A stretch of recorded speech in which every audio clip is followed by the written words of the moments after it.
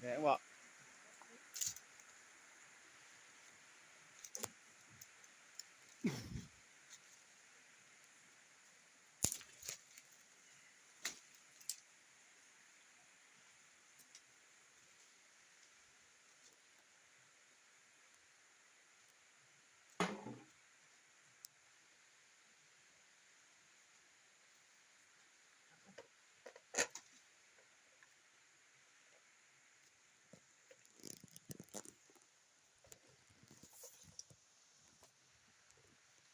เลย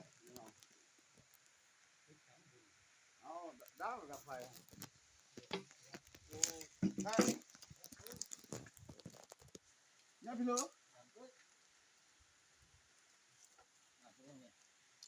อันนี้สหายคำทรายเนาะนี่สหายล้านเจ้าหน้าที่ป่าสงวนกับเจ้าหน้าที่ทหารกำลังสิตั้งแคมป์ผีเข้าเนาะ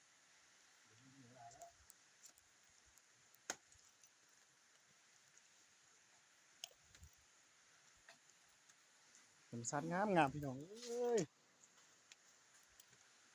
ยังมาสุ่มมาท่องเที่ยวพักผ่อนเดี๋ยวเราจะพาไปเบิ่งเนาะว่ามันงามสำเร็จ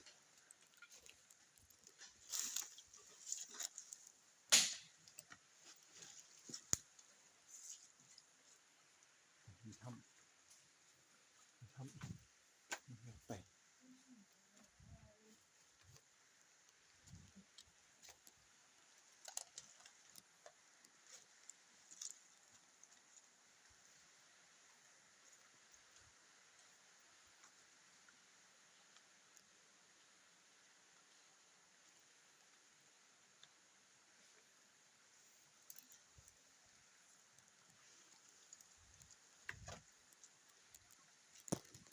มีป่า